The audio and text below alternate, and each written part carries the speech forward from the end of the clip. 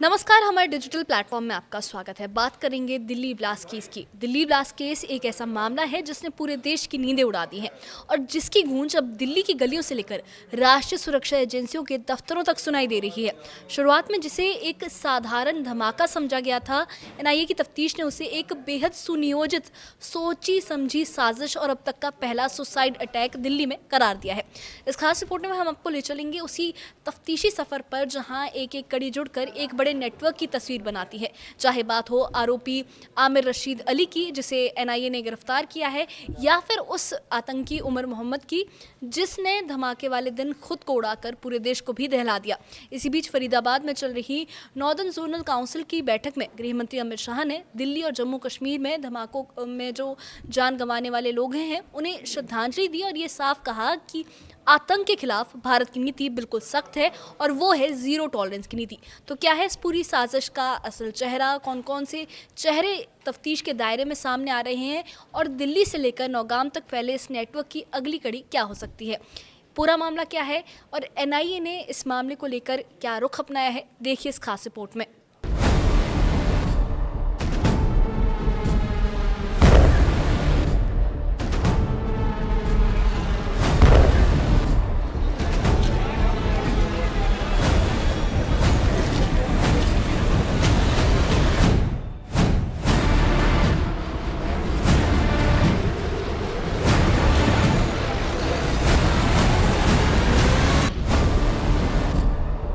Delhi blast case में NIA ने पहली आधिकारिक गिरफ्तारी के बाद सोमवार को अहम कार्रवाई की।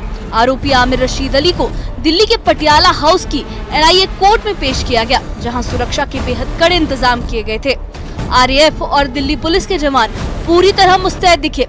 कोर्ट ने मामले की गंभीरता को देखते हुए आरोपी को 10 दिन की एनआईए रिमांड पर भेज दिया, ताकि धमाके की पूरी प्लानिंग की तह तक जाकर जाँच की जा सके। दिल्ली लाल किला ब्लास्ट मामले के मुख्य आरोपी उमर को कार देने वाले आमिर रशीद, जिसको एनआईए ने गिरफ्तार किया था, तो special NIA court Patiala house में यहां पर पेश किया गया और कोर्ट ने उसको एनआईए के लिए की कस्टडी में 10 दिन के लिए दे दिया है। और सीधे तौर पर जब यहां पर उसको यहां पर लाया गया तो बड़ी तादाद में इस पूरे इलाके में सुरक्षा कर्मियों को लगाया गया था, सुरक्षा व्यवस्था टाइट की गई थी। आमिर की गिरफ्तारी इसलिए काफी अहम और महत्वपूर्ण है क्योंकि आमिर ही वो शख्स था जिसके नाम पर I-20 कार रजिस्टर्ड थी।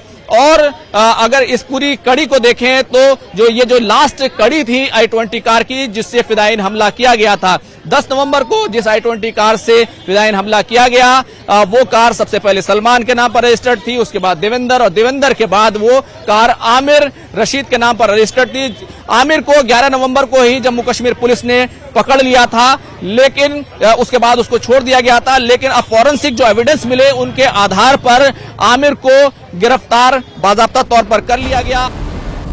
एनआईए की जांच में ये बात सामने आई है कि आमिर सुसाइड ब्लास्ट करने वाले आतंकी उमर मोहम्मद के साथ साजिश में शामिल था। सबसे अहम पहलू ये है कि धमाके में जिस कार का इस्तेमाल किया गया वो आमिर रशीद के नाम पर ही रजिस्टर्ड थी। जांच अधिकारी इसे एक बड़ा लिंक मान रहे हैं और ये मानना है कि आमिर ने सिर्फ सहयोग नहीं किया बल्कि ब्लास्ट की प्लानिंग में सक्रिय भूमिका निभाई।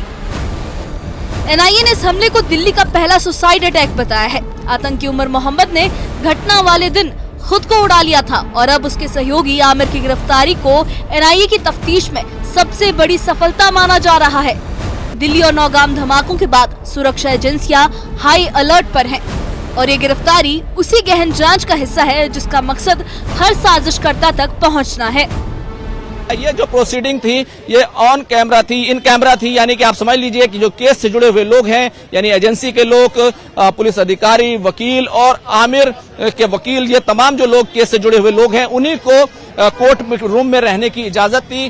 कोर्ट ने एजेंसी के जरिए से तमाम रखे गए सबूतों और तमाम जो एविडेंस हैं उनको देखा और उन तमाम एविडेंस को एनआईए ने कोर्ट के सामने पेश किया। और कोर्ट में जब इन एविडेंस को पेश किया गया उसके बाद कोर्ट ने आमिर रशीद को एनआईए की कस्टडी में 10 दिनों के लिए भेज दिया है। अब आमिर से इन तमाम सवालों के जवाब लिए जाएंगे कि वो कैसे इस पूरी षड्यंत्र में कैसे शामिल था, जिस तरीके से उसने कार उमर को मुहैया कराई, खरीद कर दी। वो दिल्ली आया, उसने ये i20 कार खरीदी और वो क्या कुछ करने वाला था, जो जिस तरीके से तमाम बातें एनआईए ने बताई कि 32 कारों का इस्तेमाल करके धमाके किए जाने थे, उसमें उसकी क्या भूमिका थी और वो किस तरीके से इस तमाम पूरे नेक्सस से लिंक था और कौन कौन दूसरे लोग हैं, उन तमाम सवालों के जवाब अब आमिर से लिए जाएंगे।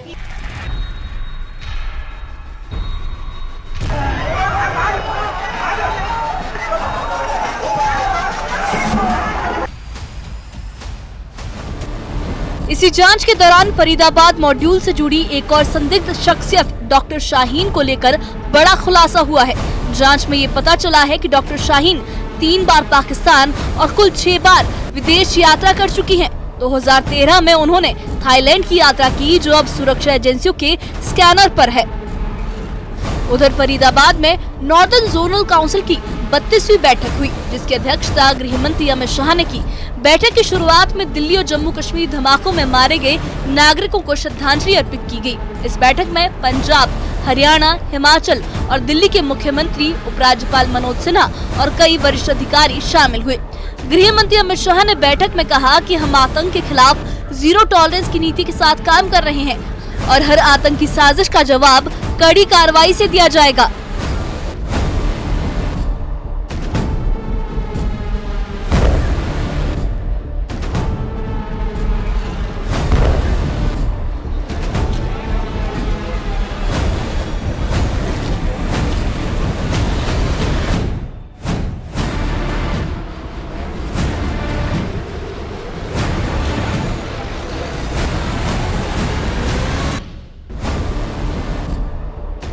तो एक तरफ दिल्ली ब्लास्ट की साजिश में शामिल आमिर रशीद की गिरफ्तारी एनआईए के लिए अहम सफलता है और दूसरी तरफ नॉर्दर्न जोनल काउंसिल की बैठक में उत्तर भारत की सुरक्षा रणनीति को और मजबूत करने पर बल दिया गया। जांच एजेंसियों को अब ये उम्मीद है कि रिमांड के दौरान कई और अहम खुलासे होंगे, जो इस पूरी साजिश की बाकी कड़ियों को भी सामने लाएंगे। Bureau report, news 18। तो इस खास रिपोर्ट में आपने देखी दिल्ली ब्लास्ट केस में सामने आई वो परतें जो ये बताती हैं कि सुरक्षा तंत्र ने किस तरह हर छोटी बड़ी जो कड़ी है उसे जोड़ते हुए इस साजिश को बेनकाब करने का एक बीड़ा उठा लिया है। आमिर रशीद की गिरफ्तारी, फरीदाबाद मॉड्यूल की गतिविधियां, डॉक्टर शाहीन की विदेश यात्राओं से जुड़े नए खुलासे और एनआईए की ये मान्यता कि ये दिल्ली का पहला सुसाइड अटैक था, ये सब इस बात के गवाह है कि खतरा जितना गहरा था, जवाब भी उतना ही मजबूत होना जरूरी है। उधर नॉर्दर्न जोनल काउंसिल की बैठक में जिस तरह सुरक्षा रणनीति पर विस्तार से चर्चा हुई है, उसमें ये साफ संदेश दिया गया कि देश आतंक के हर शक्ल सूरत के खिलाफ एकजुट है। जैसा कि गृह मंत्री अमित शाह ने कहा कि आतंकवाद का ना कोई मजहब होता है, ना कोई सरहद, और इसका सिर्फ एक जवाब है, वो है कड़ी कार्रवाई और पूरी तरह से सख्ती। आने वाले दिनों में एनआईए की रिमांड पर चल रही पूछताछ से कई और अहम खुलासे सामने आने की उम्मीद है, जो इस नेटवर्क के बाकी चेहरों को भी सामने ला सकते हैं। हम इस केस की हर अपडेट के साथ आप तक पहुंचते रहेंगे, क्योंकि ये एक ऐसा केस बन गया है जो देश की सुरक्षा, हमारी कौमी जिम्मेदारी और निर्दोष जिंदगियों का सवाल बन गया है। इस बारे में आपकी क्या राय है, हमें कमेंट बॉक्स में अपनी राय जरूर बताइए और इससे जुड़े अपडेट्स के लिए और ऐसी ही खबरों के लिए हमारे चैनल के साथ बने रहिए। हमारे चैनल को सब्सक्राइब करिए। शुक्रिया।